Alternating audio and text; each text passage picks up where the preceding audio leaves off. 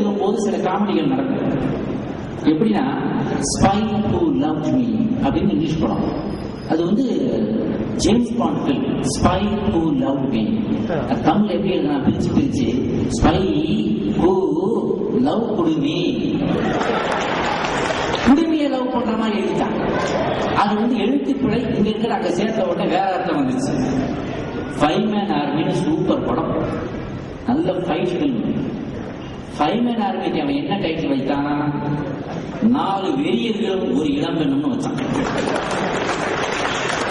Love in Paradise என்ற படத்துக்கு என்ன டைட்டில் வச்சான், சொர்க்கத்தில் சூடான சுந்தரிகள் வச்சான். இந்த மாதிரி டைட்டில வச்சு உள்ள கவர்றாங்க. ஆனால் அப்போ உள்ள என்ன விஷயம் இருக்கு இந்த புக்குக்குள்ள தொடர்ந்து பார்க்கலாம். இப்போ வந்து கவிதை எழுதுறது யாரு வேணாலும் எழுதுறாங்க. வார்த்தைகளை மடிச்சு அடியில போட்டோம்னா கவிதை தான். அப்படி யாருனாலும் கவிதை. ஒருத்தர் சொன்னான், கண்ணே நான் வாங்கி கொடுத்ததெல்லாம் நல்லா தானே தின்னேன், அப்படியே என்னை பிடிக்கலன்னு சொன்னேன். கண்ணே தின்னேன் சொன்னேன், முடிஞ்சு போச்சு கவிதை. இதுக்கு மேல என்ன? முல்லைக்கு இப்ப ரேடியோல ஒரு காமெடி போய்கிட்டு இருக்கு. நான் இது சொல்லல, ரேடியோல வந்ததை சொல்றேன். முல்லைக்கு தேர் கொடுத்தான் பாரி, முடியுமா குழந்தை கொடுத்தான் மாறிட்டான். பல விஷயங்கள் 2 பேரும் அடக்கலாம். குரல் மாதிரி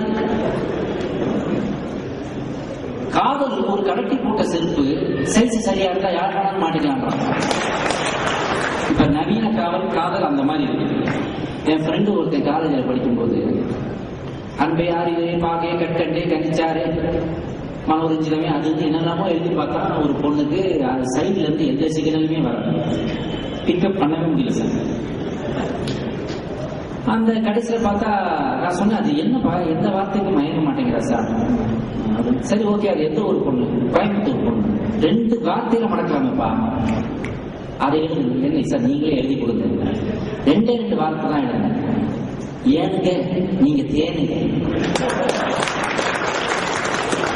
ஏனுங்க நீங்க தேனுங்கன்னோட அது லவ் ஒர்க் அவுட் ஆயிடுச்சு, உங்களுக்குள்ள பிக்கப் ஆயிடுச்சு. அப்புறம் தான் ஃபீல் பண்ணேன், இதை நம்மளே எழுதி கொடுத்துருக்காங்க. இப்படி எழுதிக்கிட்டு இருக்கும்போது சில நேரத்தில் நான் ஒரு மாதிரியாக எழுதிடுவேன். இப்ப நான் ஒன்று சொல்றேன், இதற்கு அர்த்தம் உங்களுக்கு விளங்கினால் நான் சொன்ன டெக்னிக்கை ஃபாலோ பண்ணுங்க, இல்லாட்டி சைலண்டாக. நான் ஒன்று எழுதுனேன், இன்னும் அது பத்திரிகையில வரல, ஒரு படத்தில் யூஸ் பண்ணலாம்னு வச்சுட்டேன். என்ன கவிதைனா ஒரு ஹைக்கூ. இன்னைக்கு இருக்கிற நிலைமையை வச்சு என்ன இது, எனது வயக்காட்டில், வயக்காட்டா தெரியுங்களா, பேடி ஃபீல்ட், வயக்காடு தெரியுங்களா, ஓகே. என்ன இது, எனது வயக்காட்டில் இத்தனை கல்லறைகள், என்ன இது, எனது வயக்காட்டில் இத்தனை கல்லறைகள், ஓ ரியல் எஸ்டேட் காரர்கள் நட்டு வைத்த கற்களா.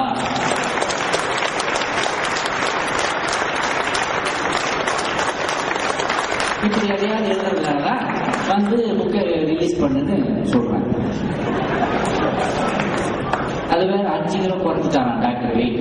சபாபதி சார் சொல்லிட்டு போறாங்க, இருந்ததே 5 கிலோ, அதுக்கப்புறம் அடுத்த மேல எங்க புக்கை திருப்பின உடனே தாய் தந்தையருக்கு வணக்கம் வச்சிருந்தாங்க. அதை சொல்லிட்டாங்க, சொல்லணும்னு நினைச்சேன், அதை சொல்லிட்டாங்க. அது அவருடைய உயர்ந்த தன்மையை குறிக்கிறது. இல்லாட்டி அப்துல் கலாமை பற்றிய புக்கு அப்துல் கலாமுக்கு ஐஸ் வச்சே முதல்ல நிறைய எழுதலாமே, அதை செய்ய தன்னுடைய பெற்றோருக்கு முதல் மரியாதையை கொடுத்தார். அதுக்கப்புறம் அப்துல் கலாம் பற்றி சொல்லும் போது நோட்டிங் ஸ்டூடெண்ட்ஸ், தரையில் மின்னும் தாரகை, தாரகைனா ஸ்டார், தரையில் மின்னும் தாரகை நீ, பாரத தாயின் புன்னகை நீ அப்படின்னு. அடையே ஒரு மாதிரி நல்லா இருக்கு. பல் டாக்டருக்கு என்ன கவிதை எழுத வரும் அப்படின்னு நினைச்சது கொஞ்சமா. நான் பல் டாக்டர்னா மற்ற டாக்டர்லாம் வெறும் ஃபீஸ் மட்டும்தான் வாங்குவாங்க, கொடுக்குவாங்க. பல் டாக்டர் பள்ளியும் முடிக்க ஃபீஸும் கொடுக்குவாங்க. சும்மா காமெடிக்காக சொல்றேன் சார், ஏதாவது பிரச்சனை முடிய விட்டுறாங்க. ஏன்னா டாக்டர்கள் தான் உண்மையில மனித உருவில் வாழும் தெய்வங்கள். காமெடியன்ஸ் ஏதாவது சொல்லி மக்களை சிரிக்க வைக்கிறதா இப்படி சில சைடு பிட்டுகளை போடுறோம், வேற ஒன்று. பல் டாக்டர்கிட்ட போனாதான் அவர் ஒரு சேர் வச்சிருப்பாரு, உட்கார வச்சு கம்ப்ளைண்ட் விசாரிச்சு பட்டம் சரிச்சுள்ளாரு. இந்த டாக்டர் நம்ம வாயை காட்டலாமா நினைச்சுக்கிட்டு இருக்கும்போது தமான்னு சரிக்க வச்சாரு. பல்காப்பு வச்சாரு மட்டும்தான். வாய்ப்புள்ள பல சேலம் குகைகள்ல ஆராய்ச்சி பண்ற மாதிரி பண்ணி முடிச்சுட்டு மறுபடியும் பழக்கம் நிறுத்தி வச்சுட்டு அப்புறம் பில்ல மூட்டை சொல்லுவாரு. அப்ப அவரு சாய்க்காம நம்மளே சாஞ்சிருவோம். ஆக இந்த பல்டாக்டர் வந்து கவிதை எழுதுறாரா அப்படின்றத உடனே பார்த்தா இப்படி எழுதிட்டாரு. இன்னொன்னு எழுதுறாரு பாருங்க, ரொம்ப அற்புதமானவர். உன்னை நடத்தி கொண்டு, அதாவது கலாம் சார சொல்றாரு, உன்னை நடத்தி கொண்டு வந்தது நம்பிக்கை, உன்னை கடத்தி கொண்டு வந்தது கனவுகள். அது நடத்திட்டு போறது வந்து ஸ்லோ ஸ்பீடு, ஆனா கடத்துறது தூக்கிட்டு போறது. தூக்கிட்டு போறது ஃபாஸ்டா இருக்கும். டபக்குன்னு கார் கதவு திறக்கும், படக்கு உள்ள இருப்பாங்க, வண்டி ஒரு சல்லுன்னு வண்டி கிடக்கு. அதுதான் கிட்னாப்பிங். கிட்னாப் பண்ணுது. கனவுகள் ஒண்ணு எப்படி இருக்குன்னா பல மடங்கு வேகத்துல நடப்பதை காட்டிலும் பல மடங்கு வேகத்தை கொடுப்பதுதான் கனவுன்றது அந்த 4 வரிக்குள்ள அழகா அடக்கியிருக்காரு ராம்குமார்.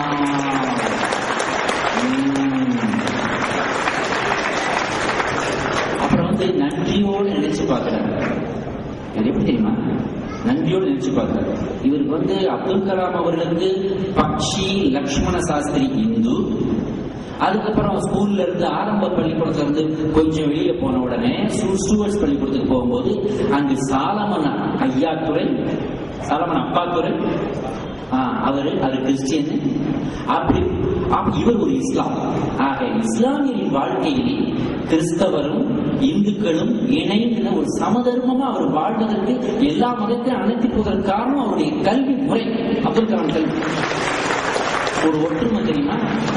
இவரு பேர பாருங்க, இவரு ராம், இந்து, கமால், இஸ்லாம். சரி கிறிஸ்டின் வரலன்னு பார்த்தேன், நிர்மலா. ஒய்ஃப் பேர் நிர்மலா. கிறிஸ்டின்ஸ் எல்லாம் நிர்மலான்ற பேர் நிறைய வைப்பாங்க. ஆக ஏதோ ஒரு வகையில இங்கேயும் 3 மதமும் ஒன்னா சேர்ந்து பாருங்க. அதனாலதான் இவர் அப்துல் கலாம் என்ன சொல்றாருன்னா, ஏறி வந்த ஏணி ஏற்றி வந்த தோணிகளையும் என்றென்றும் நீ மனசின் ஆணியிலே மாட்டி வைத்தாய் அப்படின்னு சொல்றோம். டெக்னிக் என்னாச்சு? ஏறி வந்த ஏணி ஏற்றி வந்த தோணி ரெண்டையும் மனசோட ஆணியில மாட்டி வச்சனாரு. ஒவ்வொரு இந்தியனுக்கும் மகுடம் நீ, சாதிக்கும் வெறியே சாதனைக்கு அறிவு. நான் சொன்ன கவிதை மாதிரியே இந்த வேளாண்மை பத்தி சொன்னாங்க, அதே மாதிரி எழுதிட்டாங்க. அதாவது அப்துல் கலாம் அவர்கள் வேளாண்மை பத்தி அவர் ஒரு அணு விஞ்ஞானி, ராக்கெட் விஞ்ஞானம் படைத்தவர். இந்தியன் ஸ்பேஸ் ரிசர்ச் ஆர்கனைசேஷனோட மிகப்பெரிய விஞ்ஞானி, டிஆர்டிஓல இருந்தவர். அவர் வந்து எங்க இறங்கி வர்றாருன்னா விவசாயத்துக்கு வர்றாரு. விவசாயம் ரொம்ப முக்கியம் சொல்றாரு. அதை பத்தி இவர் சொல்லும் போது என்ன சொல்றாரு தெரியுமா? உயிர் வாழ வேளாண்மை, வேளாண்மை வாழ சிந்திக்க சொன்னாய், சிந்திக்க முந்திக்க சொன்னாய். எப்படி கூட பாருங்க, சிந்திக்க முந்திக்க சொன்னாய். மத்தனை திங்க் பண்ண நீ திங்க் பண்றாங்க. சிந்திக்க முந்திக்கோ, பந்திக்கு முந்திக்கோன்னு நம்ம கேட்டிருப்போம். நம்ம அதை ஃபாலோ வேற பண்ணுவோம். ஒரு கல்யாணத்துல வர்றது இல்லை. ஆனா இது வந்து சிந்திக்க முந்திக்க சொன்னாய், அப்புறம் சிந்தித்தவரை சந்திக்க சொன்னாய். அந்த வரலாறு கொண்டாச்சு. அவர் சொன்ன கருத்துக்களை சிந்தித்தவரை நீ சந்தி, சிந்தித்தவரை சந்தி. எதுக்கு? Prevention is better than cure. அதை எப்படி சொல்ற பாருங்க. புயலுக்குள் சிக்கும் முன், புயலுக்குள் சிக்கும் முன் செயலுக்குள் வர சொன்னாய். அப்படிதான் பண்ணி விவசாயத்தை காப்பாற்றுங்க அப்படின்ற அற்புதமான வார்த்தைகளை சொல்லியிருக்காங்க. அப்புறம் வந்து ஒரு விஷயத்தை நம்ம எவ்வளவு தூரம் அர்ப்பணிப்பு, டெடிகேஷன், அதை பத்தி சொன்னாங்க. உன் இமை கண்விழிகளை தடவி கொண்டிருந்தாலும், அப்துல் கலாம் பாருங்க எப்ப பார்த்தாலும் அந்த வான்வெளி ஆராய்ச்சியிலேயே தன்னுடைய அதை எப்படி சொல்றது சொல்லியே முடிக்கிற அதுக்குள்ள ஒரு சந்தோஷம். முதலே படிச்சு ஓகே விட்டு, உன் இமை கண் விழிகளை தடவி கொண்டிருக்கும் பொழுது உன் இதயம் விண்வெளியை தடவி கொண்டிருக்கிறது.